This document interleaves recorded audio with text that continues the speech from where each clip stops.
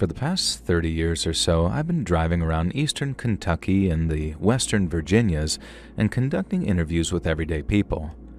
The goal is to someday publish a book entitled A Secret History of Appalachia, comprising all the more fascinating but more importantly mysterious stories that I've recorded along the way. I'm talking about the stuff that didn't end up in any newspaper or book, but stayed in the mouths, ears, and minds of people that either experienced them or still tell the tales. People have told me about murders they've seen, or the ones they've claimed to have committed, and I've also heard about daring escapes from abusive marriages, people vanishing in the woods, and more fatal mining accidents than I care to remember.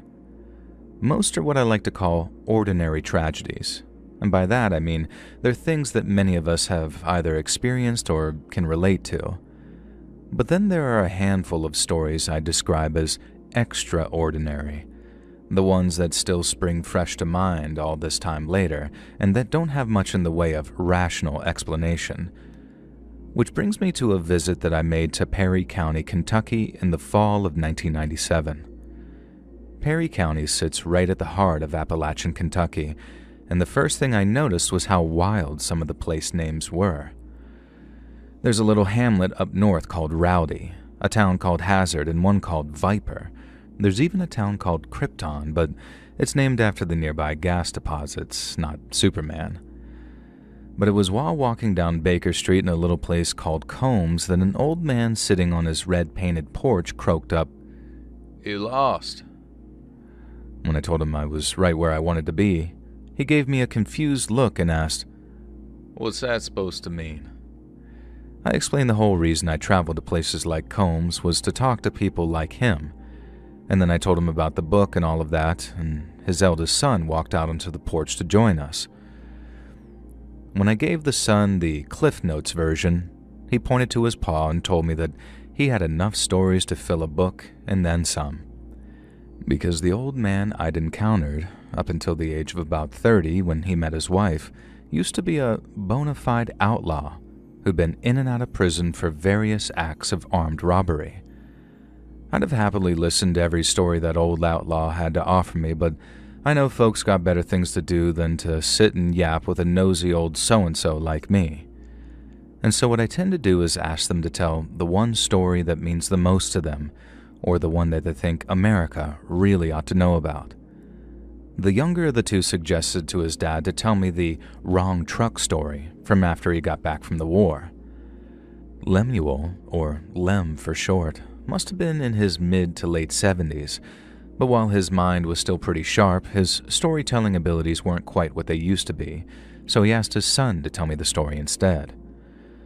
And so it all starts when Lemuel returned from France after serving in the infantry during the war. It's a widely accepted myth that the soldiers who came back from Europe slipped seamlessly back into their old lives, and while it's true that a lot of veterans come back with a profound peace and a greater appreciation of life, that's not true for all. Lem was just 20 years old when he fought the Germans in North Africa, and then when the job was done, he fought them in Italy, then France, and then finally Germany, until that son of a bitch running Germany took the coward's way out.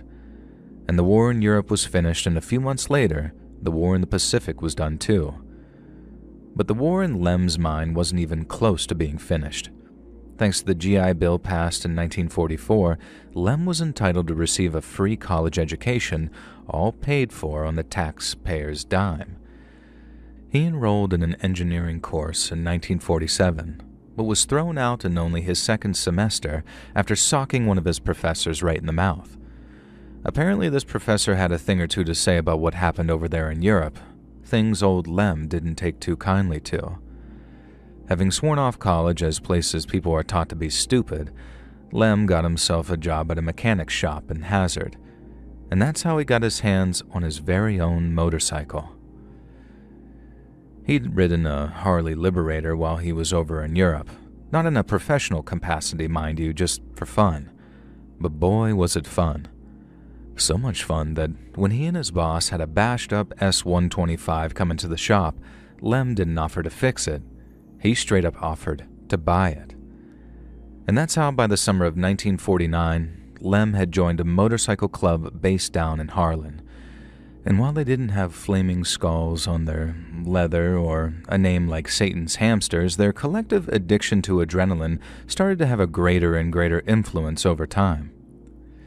Eastern Kentucky's always been a poor place. Even when it was the economic backbone of the region, it was the mining executives who took home the biggest slice of pie, while leaving the miners themselves to fight it out over the crumbs. A lot of vets didn't mind, especially the ones who didn't have the smarts for college, because pulling coal out of the ground sure as hell beats getting shot at, but not everyone saw it that way. Lem and his buddies at the club hadn't helped liberate Europe just to come back home and break their backs down there in the dark. No, if they weren't going to be given what they deserved by helping save the whole damn world, they were going to take it. At least that's what they told themselves, so they could go back to doing not so much what they wanted, but were conditioned to do: find the enemy and defeat them. And to me, the group's attitude is best summed up by their leader, a man by the name of Johnny Gordon. According to Lem, Johnny was the great-great-great-great-grandson of his namesake John Gordon, who was simultaneously a pioneer, planter, trader, and soldier. And it wasn't hard to believe that Johnny had the same blood in him. He was the president of the motorcycle club, a full-time engine mechanic, and a fine banjo player. Not to mention an excellent brewer of homemade wine who knew how to grow, harvest, and process his own tobacco. But back during the war, Johnny had fought the Japanese in the Pacific, not as a regular soldier, but as a Marine raider. The rest of the boys would go from island to island, storming beaches, capturing airfields, and clearing the Japanese out of their bunkers. But Johnny and his boys had a very difficult job. Before the main body of troops invaded an island, the Marines would send in the raiders at night to cause chaos and inflict casualties.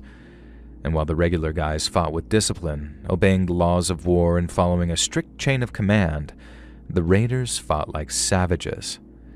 They slipped into Japanese encampments late at night, cutting sentries' throats before tossing whole bundles of hand grenades into the places they slept. Two of their favorite things were killing officers and blowing up big guns. But the thing they loved the most was taking scalps.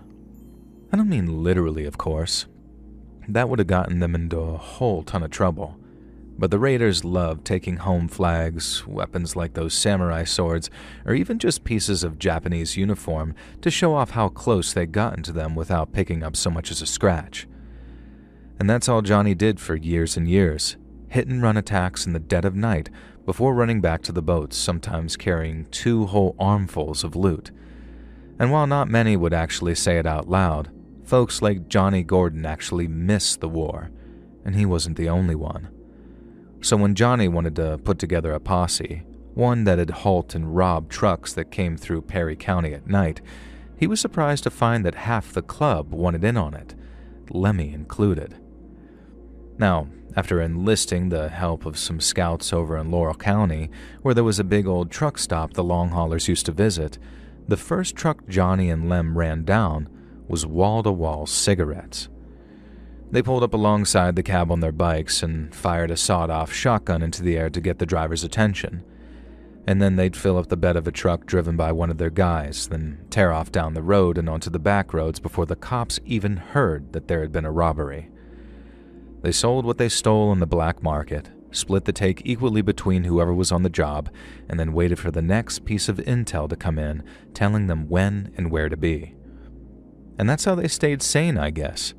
Uncle Sam had turned them into men who needed a war to fight, so when they got home to Perry, they waged one of their very own, where the spoils were theirs to keep.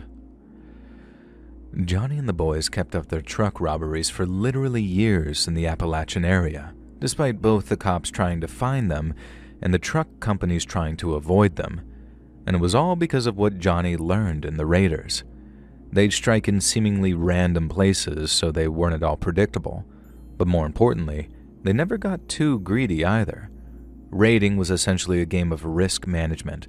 Wherever they were at their lowest, that's where you were going to hit. Through sticking to that same raider doctrine that he'd been taught, Johnny and his boys were successful time and time again, and according to Lem's son, they made a heck of a lot of money from it too. They hit cigarette trucks, liquor trucks, trucks hauling fine leathers or ladies' dresses. Anything they could get a decent resale value on, they'd steal it. And they even hit a wagon with an armed escort that had been hauling silver across the country. But after that, the company never sent a truck through eastern Kentucky ever again. They had themselves a good old time in that first year or so, but after a while, the prey started to thin out.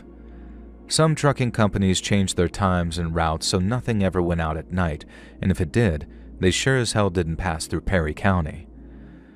Johnny and his boys started making less and less money, and at one point, it looked like they'd be forced to hang up their gloves, as it were. But then came the call that changed everything for them, when the scouts over in Laurel heard a rumor about a heavily guarded convoy that was set to pass through Perry County that night. The scouts said the convoy consisted of 3 vehicles.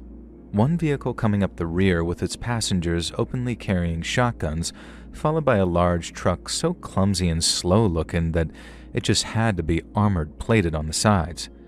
Then up front was a flatbed, again containing armed passengers, only this one had a manned machine gun turret set up in the back. No, they weren't traveling across the whole country like that, just eastern Kentucky, and all thanks to the work Johnny and his boys had been doing. And all that armed security had to mean one thing. Whatever they were hauling, it had to be worth 5, maybe even 6 figures at resale. Johnny was dead set on hitting that truck, and he didn't care if they had to kill to get at what it was hauling. It was like the good Lord himself had placed their final job right there in front of them, so they could retire and quit while they were still ahead. But not all the raiders agreed with him. Some suggested it was a trap, one the trucking companies were counting on the raiders taking the bait on, but Johnny said that there was no way in hell that they'd outfit a truck with such expensive protection unless they really didn't want them getting their hands on it. And folks were also asking why the hell they'd send a convoy through Perry County at night. But to Johnny, it was a question of speed. Whoever wanted those goods transported wanted them moved fast, and that meant no detours. Besides, the moment Johnny heard about those armed guards, he didn't just see it as a job anymore. He saw it as a challenge. Johnny managed to convince 5 of his boys to ride with him that night, Lem included. But their usual plan was just far too risky given the circumstances. He sent one of his boys out on this bike to act as a lookout, and then once he was sure the convoy was on its way down, Johnny put the first phase of his plan into action. Sometime later, when the armed convoy was within just a few miles of Hazard, the lead vehicle spotted 2 big fires burning in the darkness ahead of them. Then when they got closer, they found 2 burning cars and a man claiming to be from the Perry County Sheriff's Department. The deputy, who was in fact one of Johnny's boys carrying a fake badge, directed them down Couchtown Road, claiming if they followed it, it'd take them right into Hazard and back onto the highway. The men in the lead vehicle seemed a little on edge, but they also had a schedule to keep, so they thanked the deputy for his directions and then turned off onto Couchtown. But rather than lead them into Hazard, the road led them towards nothing but an ambush. Johnny opened up on the lead vehicle with an old bar, and on the fast fire setting too, not the slower one, and the driver either panicked or was killed instantly because it jerked to the side before flipping over and blocking the road. Lem said the machine gunner was killed instantly as he was thrown from the back of the truck, having never even fired a shot. The cargo truck smashed into the upturned vehicle in front, I guess from where the driver wanted to just get out of the ambush zone, but all it did was stop the truck, not clear the way. Lem and the boys then rushed out of the dark trees at the side of the road and took the occupants of the 3rd vehicle prisoner without any bloodshed. Out of 11 guys, Johnny and his boys only killed 3 members of that convoy to get what they wanted. The rest of them had their weapons taken away before they were forced to lie down in the dirt with their hands on the back of their heads. Sporting the cloth mask and hat Johnny wore during robberies, he walked up and down the line of disarmed men, asking who the driver was and what was in the truck. Even way back then, professional truck drivers needed to know what they were hauling. It was even written into law. So when the driver claimed not to know, Johnny didn't believe him. He didn't need any keys or codes or anything. Lem and the boys were in the process of breaking into the cargo box regardless. He was just curious what all the security was for. And so when the driver claimed not to know what was in the back, he figured they were in for the score of a lifetime, just like he'd predicted. Lem told me himself that he thought that they'd be greeted by a wall of gold bars when they popped that can open, because it took them a whole 20 minutes to cut through all the locks and bolts sealing it shut. Then when they clipped off the last one, and the doors stood ready to be heaved open, Johnny said he wanted the honor of being the first one inside. Maybe there was a little part of Johnny that believed it was a trap, on account of the driver not knowing what was inside. He didn't want to tell someone else to open the doors only for them to be greeted by a second machine gun and a hail of bullets. So instead of ordering the doors open, Johnny told Lem to hold his horses, then walked up to the doors himself.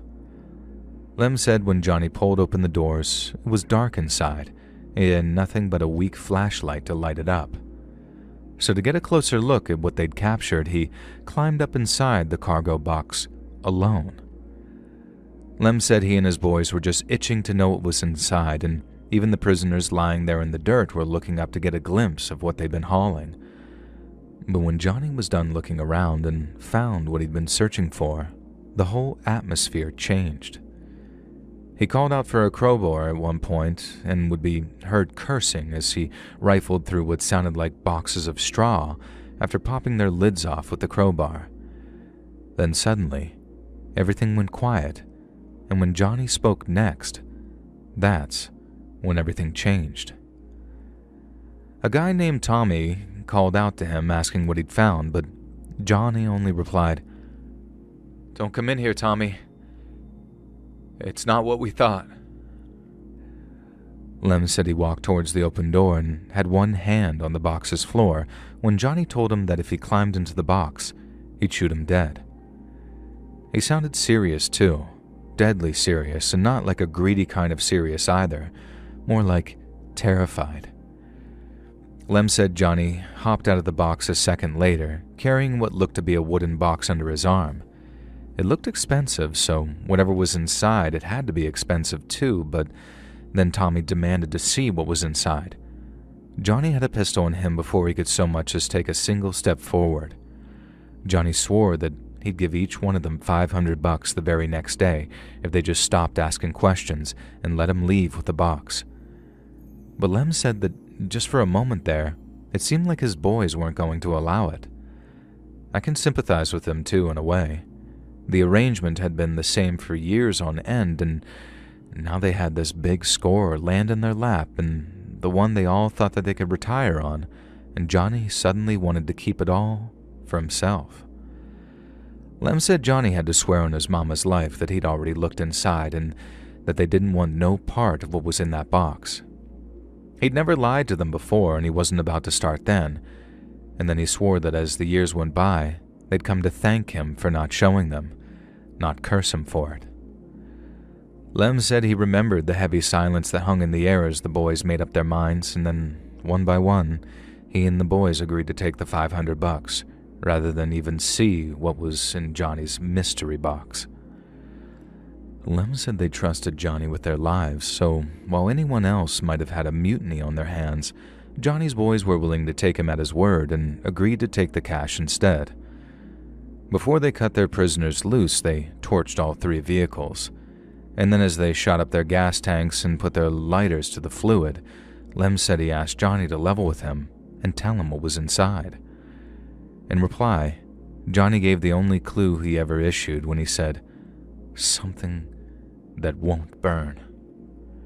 And after that, they made sure their prisoners stayed face down in the dirt during their departure, and then they ran off to where their bikes were stashed and went their separate ways.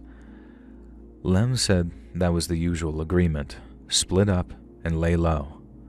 But rather than keep up appearances at his day job and sitting on the loot until the heat had died down, Johnny stayed true to his word.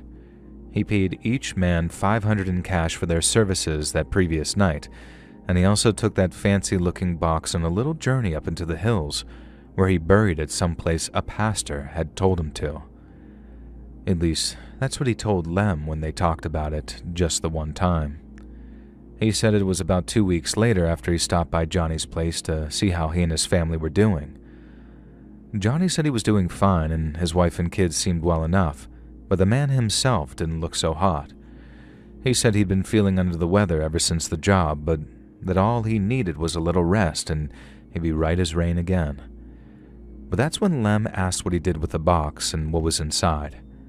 And Johnny said he didn't really know what was in that box, but that whatever it was appeared small and withered and dark, almost like a half-rotten yarn or something. Another man might be confused why such an item might require such secure transportation, but Johnny didn't need to ask.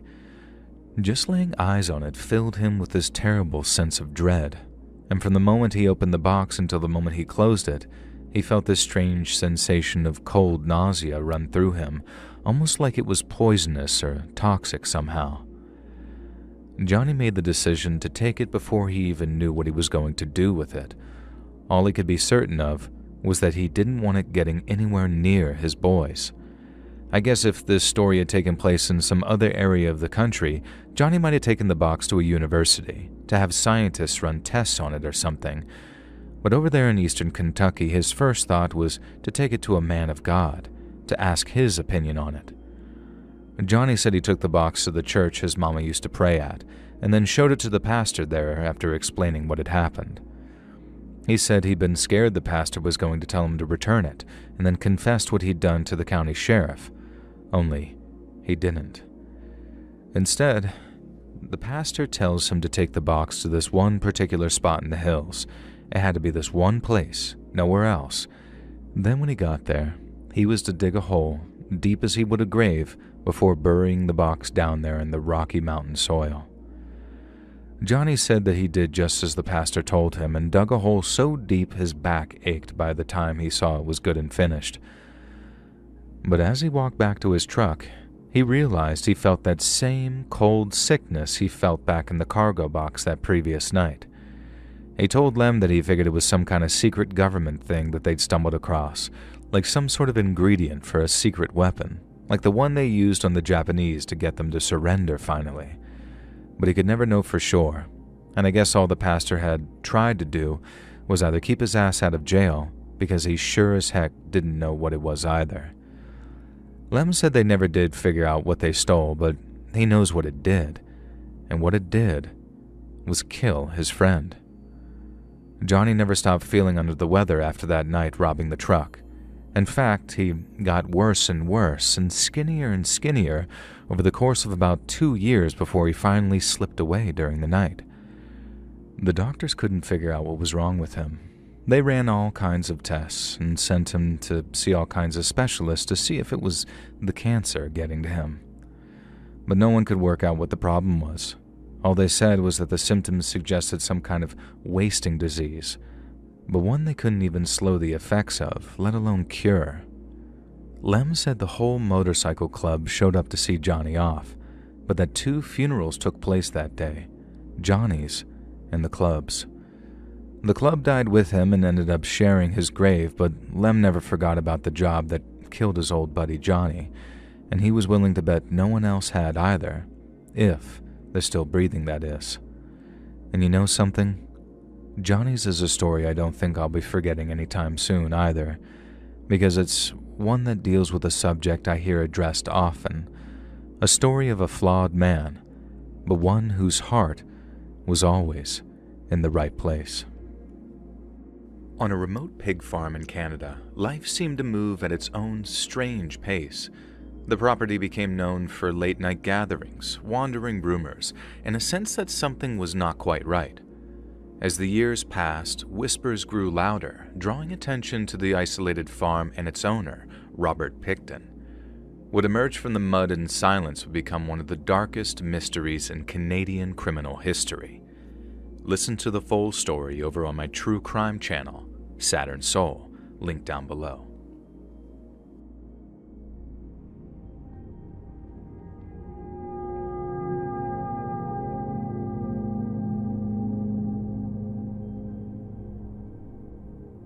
Long ago, at the dawn of the 1990s, in the days that I could still walk upstairs without my damn knees aching, my buddies and I used to be quite the outdoorsmen.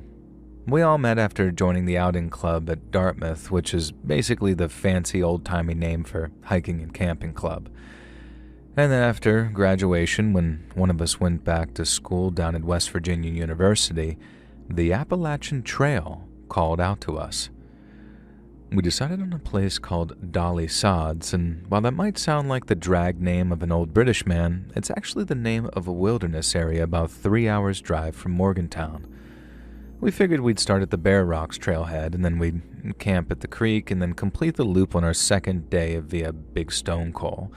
It'd give us plenty of leeway to check places at our leisure, and that while it'd be a challenge, it'd still be enjoyable and not just a pure grind.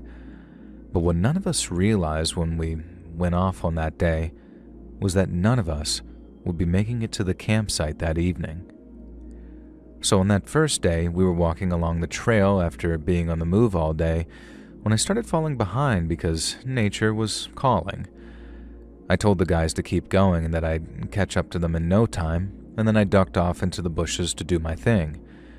Now, this wasn't a quick stop either. It was very much a pants-down situation, and I don't know about you guys, but it always takes me a minute or two out in the woods because I have a very irrational fear of a bobcat jumping up my butt and running off with my spleen, or maybe a spider crawling up my poop.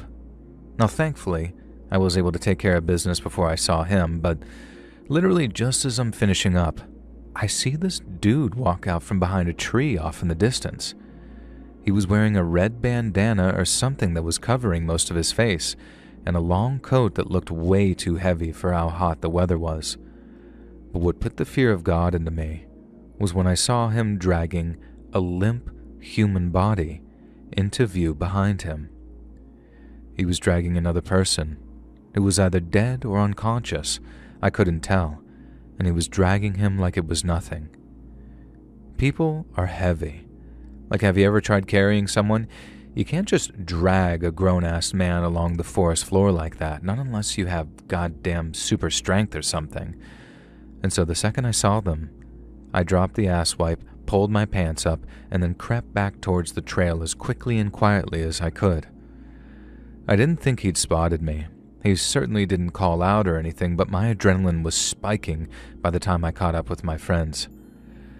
I spared no detail, and after only briefly asking if I was pranking them or not, they took me at my word, and we started moving as fast as we could down the trail. We couldn't run with our packs, obviously, not for any sustained period, so we ended up basically power walking down the trail while trying to figure out which of the upcoming trailheads would take us to town, and to some kind of sheriff's department that I could file a report at. But before long, the sun started dropping and we realized that we weren't going to make it to any kind of civilization before dark. Realizing we had little choice, we kept going through the night, headlamps on with long sticks in hand, while we jumped at every snap of a twig or rustle of a bush. We were convinced someone was about to jump us, but thankfully it didn't look like anyone was following us. The exhaustion started to hit really hard around 1 a.m, and if it wasn't for all that adrenaline, I just know that I'd have tapped out around then. But just talking about what I saw or speculating on what it was, and suddenly I didn't feel so tired anymore. Finally, as the sky starts lightening up, we hit a trailhead that spits us out near the small town. We were dead on our feet, with legs like jelly, and we were covered in sweat and dirt, so we found a spot just off the trail to collapse for a quick breather before we made our way into the town. Now, the sun was barely up, and the birds had just started chirping, and for a second there, it felt like maybe we overreacted, and that everything was going to be just fine. But then suddenly, my buddy Josh points back towards the trail and says, "You all see that, right?" And we all look over to where he's pointing, and there, we see this thin line running between the two trees. It was a tripwire. A no-joke tripwire right there where we were about to walk, and that's when the fear really kicked in. We didn't touch it or go near it, we just backed away slowly, convinced that someone had set it up for us, or people like us. We ditched the main path and started cutting through the woods with no real plan except putting distance between us and whatever was waiting for us if we triggered that trap. And that's when my friend notices someone moving parallel to us through the trees. Not close enough to make out details about him, like that red face cover, but he was definitely shadowing us. He'd stop when we stopped, shifted when we shifted, and it wasn't some random hiker either. There was no way. And then once we were all in agreement to run, I gave a signal, and we went running through the woods together as fast as we could. Luckily, we were way closer to town by that point, so it was only maybe 5 or 10 minutes of sprinting before we broke through the trees and spotted the trailhead. And then about after 20 minutes of power walking and looking over our shoulders, we walked into town, found the sheriff's office, and told a deputy about the entire story. From the body, to the tripwire, to the guy who seemed to be stalking us when we walked off the trail. In all fairness, they took the report very seriously and the sheriff sent a deputy out to check the areas that we mentioned. But on our way out of town, we get a call saying that there are no signs of any struggle, no tripwires or suspicious drag marks, nothing like that at all. We could tell the deputies went from taking us seriously to thinking that we were just a bunch of city kids who'd gotten our panties in a twist, probably after seeing some perfectly normal, albeit illegal, hunting activity. But that's not what I saw, man. Not by a long shot. We didn't go back and we never planned to either. That whole stretch just left a bad taste, like we stumbled onto something we weren't supposed to see and barely got out unharmed. Part of me still wonders what the hell I saw out there. And if you're ever out on the Appalachian Trail and those remote spots that feel a little too isolated, keep your eyes open, because it can get really dangerous out there where there's no one else around.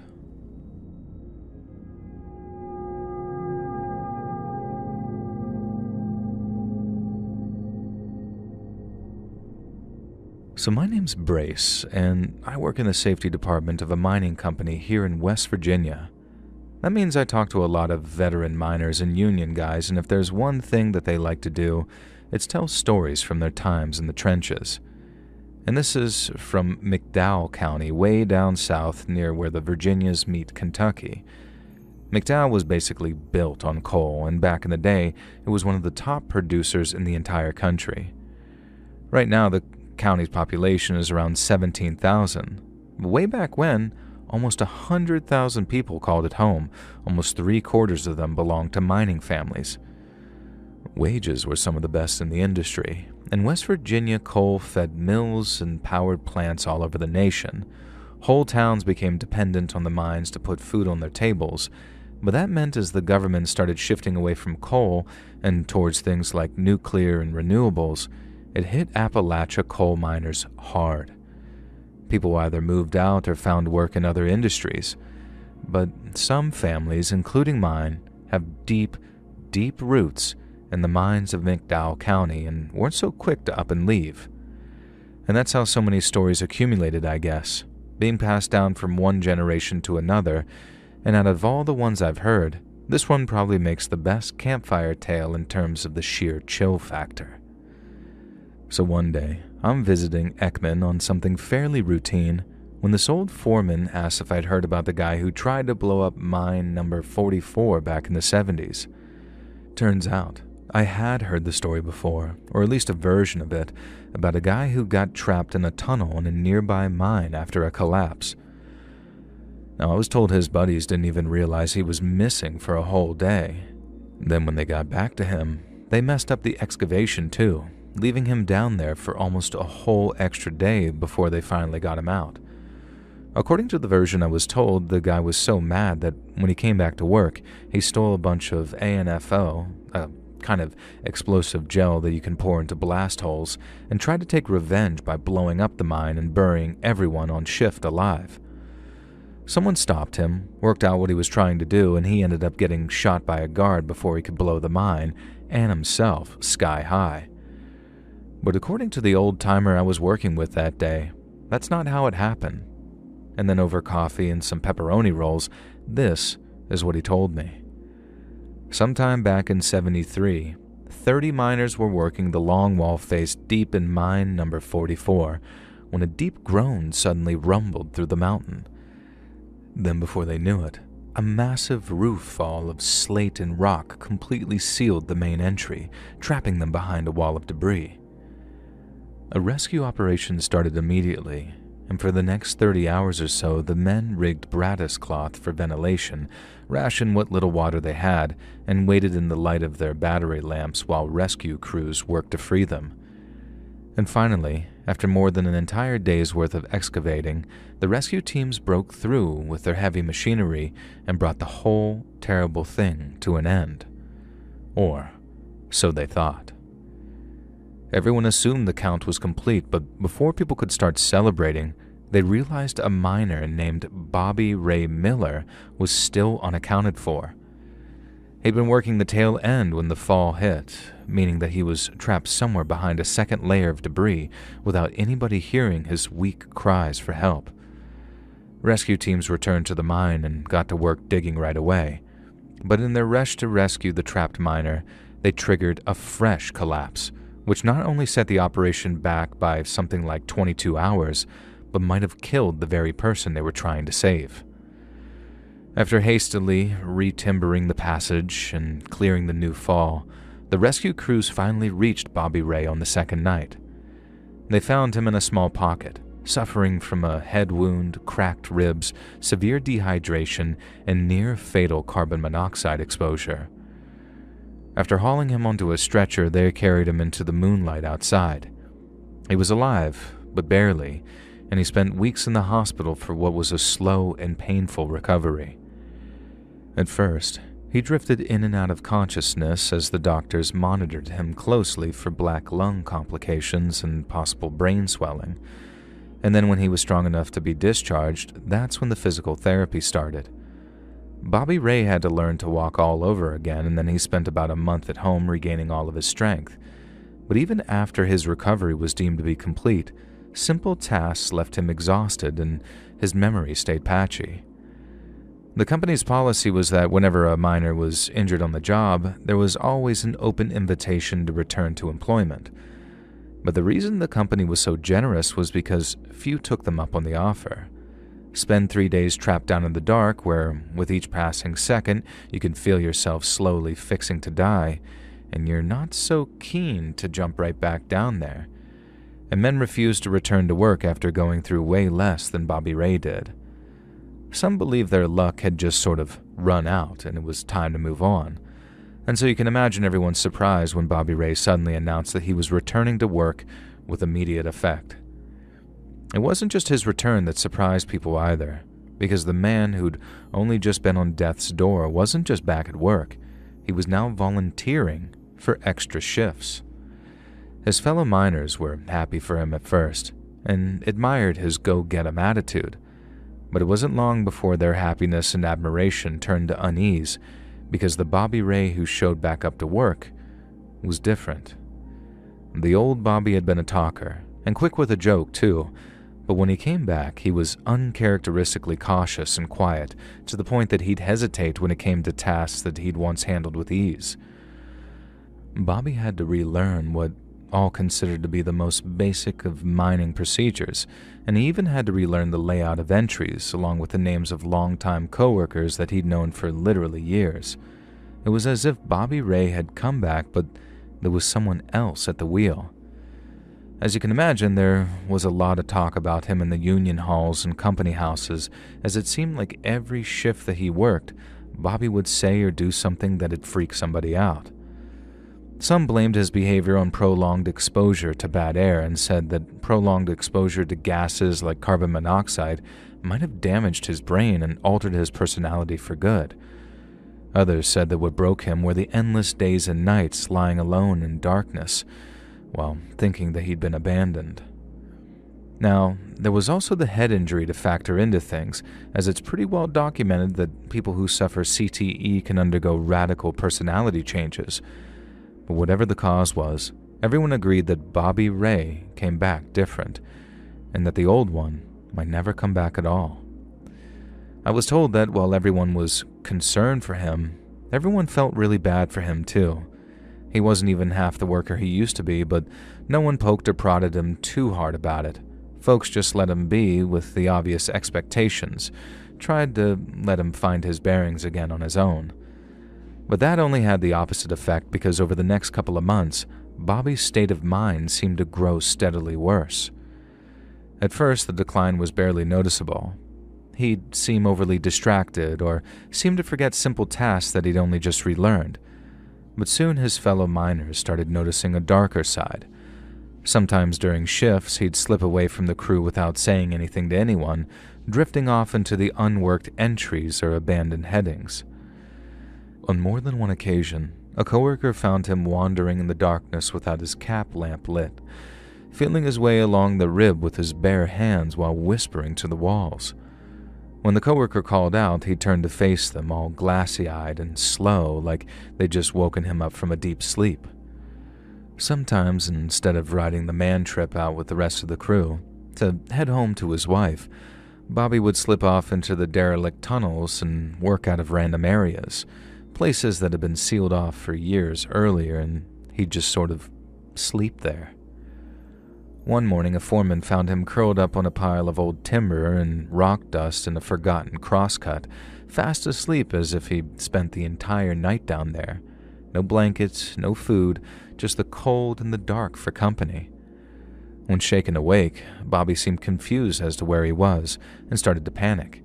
But the foreman said that as his senses returned to him, he calmed to the point of silence and then just wandered back topside to get ready for his shift. A few months in, Bobby Ray's decline had the whole crew on edge, but no one expected it to end the way it did. No one. One afternoon in late 1973, John Joe Crow, who had been well aware of his old friend's strange turn, heard him muttering that he was going to get something before the next cut. It was common for miners to pull fresh oil or new bits between jobs, and they did so from the requisition tent that stood topside, but they tended to only do this towards the start or the end of a break. Bobby Ray, on the other hand, was right in the middle of doing something, and it didn't look like he needed new oil or new bits. John Joe didn't go chasing him down, not at first anyway. He just let his concerns stew till it forced him to check Bobby's rig, and that's how he found out that Bobby was in need of no replacement equipment at all. People had been letting Bobby Ray do just about whatever the heck he liked for weeks on end, but that time, John Joe Crow said that he felt this bad feeling in the pit of his stomach and decided to go after him. Maybe 5 or 10 minutes had passed in the meantime, long enough that John Joe half expected to catch Bobby on the way back to his rig, but all the way to the surface, Bobby Ray was nowhere to be seen. Bobby wasn't in the requisition tent either, and the equipment foreman also appeared absent. But as John Joe looked around, he found the foreman lying behind his counter, unconscious, and having a bloody head wound.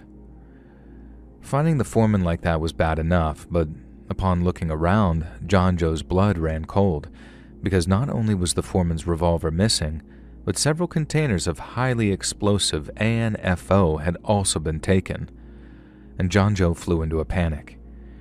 He knew that it was Bobby Ray that attacked the foreman, and he knew that it was down to him to stop Bobby from hurting anyone, and so off he ran, wild as a March hare, to find Bobby and stop what was about to happen. I was told he briefly considered just yelling out Bobby's name and letting everyone know they were in danger, but he also figured that if he did, Bobby might just start shooting people. Bobby needed to think everything was just peachy, so when John Joe caught up with him, it'd be him throwing the ambush and not the other way around. John Joe ran all the way up to the Old Man Trip Road, just out of sight of the portal, and there was Bobby, strolling towards the entrance of mine number 44 like he didn't have a care in the world. John Joe caught up with him quick, and as he did, he spotted the pistol grip poking from the back of Bobby Ray's waistband, as well as something bulky strapped tight around his waist under the denim. Not wanting to alarm him, John Joe slowed to a fast walk, and then when he got within arm's length, he yanked the pistol out from Bobby's waistband before he could react. Bobby Ray turned, looking back at the old friend the way a man might look at a stranger, with this calm and distant look on his face, and that's when John Joe worked out what all that bulk was under Bobby's shirt. Strapped to his bare skin using mining tape and wire, Bobby had strapped the stolen containers of ANFO. They turned out to have been crudely rigged, but they were set to blow all right, and by the looks of things, there was enough to bring down the main entries and bury every soul still underground at the time of the explosion. According to the tale I was told, John Joe Crow looked his old friend in the eye and told him, "This ain't like you, Bobby." But the man standing in front of him wasn't Bobby Ray anymore. Whether it be the gases, all that time in the dark, or the blow to the head, it had hollowed him out, and now something else was steering him. Folks say John Joe saw a grim and steely determination in those glassy eyes, and from the way Bobby Ray's hand twitched towards the detonator cord, John Joe knew that there was no talking him down.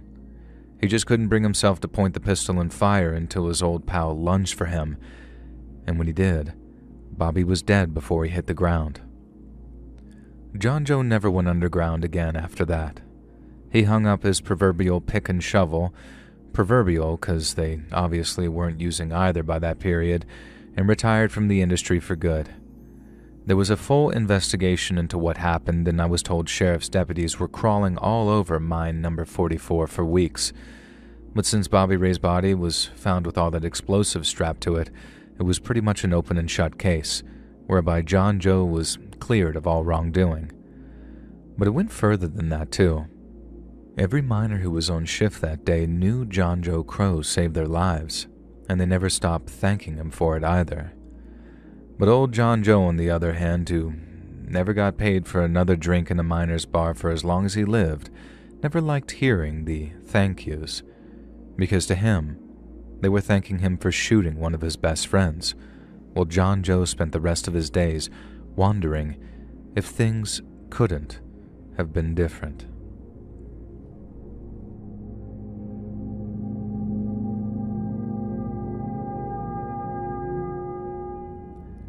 Back in the summer of 2015, my friend and I went camping in the 100-mile wilderness up in Maine. Everyone kind of associates the Appalachian Trail with places like Tennessee and North Carolina. And yes, I get it, those places are like spiritually Appalachia, with their coal mines and snake handlers and fellers wearing dungarees playing banjos, all that stuff.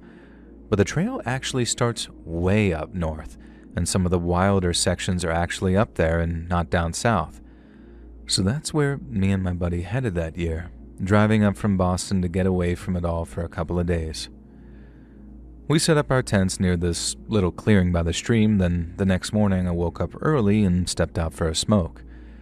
It was still nice and cool out and quiet too, so after lighting up I just stood there, half awake and soaking it all in. But then I think I was only maybe 4 or 5 drags in when I heard something rustling behind me, real soft. I turned around slowly, stupidly slowly actually, considering what was about to happen. But when I looked, there was this guy sneaking up on me from maybe 10 feet away.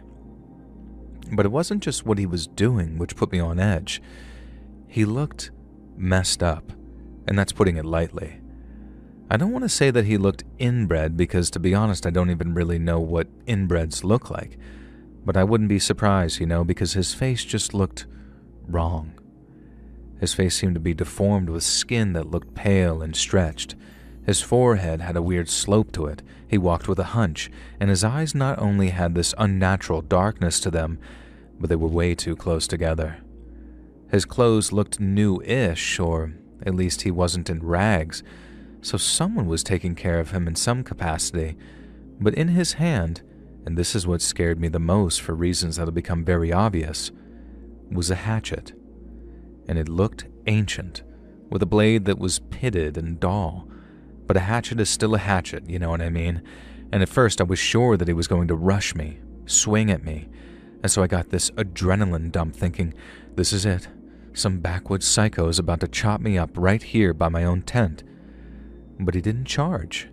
He just kind of shuffled closer, holding the hatchet out like he wanted me to look at it. I didn't move. I just stared at him, trying not to freak out visibly as his face lit up into this weird sort of childlike way. Like all excited and innocent, but also creepy as hell because this guy looked like 40 at the very youngest. He was grinning this lopsided grin, holding it firmly but gently like it was his favorite toy, and all I could think to do was start talking to him very calm and low, saying, "Hey, buddy. Nice hatchet you got there. Where'd you get it?" I know. Dumb thing to say. It was way more about my tone of voice and making clear that I was no threat to him at all. I kept my voice steady. I kept my hands where he could see them and made no sudden movements. And you know what? It kind of worked. With that same lopsided smile on his face, he started pointing at the hatchet and then at me like we were hatchet bros or something. And while I was extremely relieved that he wasn't hostile, it was eerie as hell.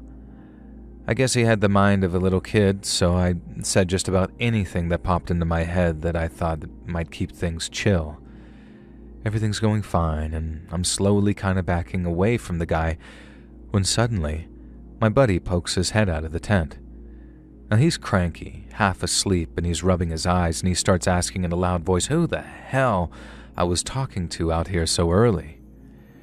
His voice was grumpy, like he thought I was on the phone or something, but then the second he heard my buddy's angry voice, the deformed guy, his whole vibe changed instantly. His face twisted up, his eyes got wide and angry, and I remember seeing him grip the hatchet tighter as he took a step closer. I could see the switch flip, that childlike playfulness turning into something angry, almost feral, and seeing it made my stomach drop. The guy's eyes were glued to my friend, who in turn had this horrified look on his dumbstruck face waking up. So acting on pure instinct, I stepped between them while saying, "Nah, buddy, don't do it. Everything's just fine. You just startled us is all." I tried to keep my words simple and soothing, repeating that everything was fine and that he was safe and we weren't enemies.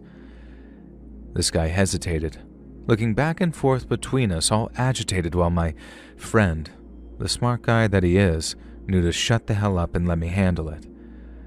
The tension was thick, real thick, the kind it feels like when you can cut it with a knife, and how all it's going to take is one wrong move and everything's going to hell in a handbasket.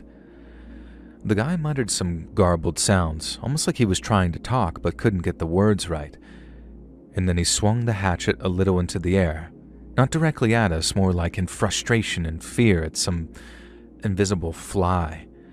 And after that, he started to back up, looking at me and then my buddy and back again. Now I kept talking to him as softly and calmly as I could, saying no one was going to follow him, and that makes me like 70% sure that he really could understand me, because when I said the thing about not following him, he turned and bolted off into the trees. He was way faster than he looked too, another thing that freaked us out, like his parting gift was showing us just how screwed we would have been if he had decided to attack us. We stood there, watching as he disappeared into the greenery, and then listening until the sounds faded, and then we just stood there, looked at each other, like what the actual F just happened there. I felt like I was in a dream, but we packed up pretty quickly after that, skipping our breakfast and calling time on the whole trip. Talking about it later, my buddy said that he thought that I was losing it when he first came out, but seeing that guy up close, it scared the living crap out of him. We never did figure out where he came from, maybe some isolated family way back in the hills, but regardless, that morning stuck with us. We kind of laughed about it these days, mostly in a nervous way while calling him Hatchet Man, but yeah, that was one camping trip I'll never forget, and a reminder that while we like to think of this country as entirely civilized, there's still people out there who choose a wilder kind of living. Hey friends, thanks for listening. Click that notification bell to be alerted of all future narrations. I release new videos every Monday and Thursday at 9 p.m. Eastern Time, and There are super fun live streams on Sundays and Wednesday nights. If you got a story, be sure to submit them over at my email, letsreadsubmissions@gmail.com, and maybe even hear your story featured on the next video. And if you want to support me even more, grab early access to all future narrations and bonus content over on Patreon, or click that big join button to hear about the extra perks for members of the channel. And check out the Let's Read podcast, where you can hear all of these stories in big compilations, located anywhere you listen to podcasts. I also have a true crime channel called Saturn Soul, and all the links are down below in the description. Thanks so much, friends. And remember, every woman can be a Supergirl.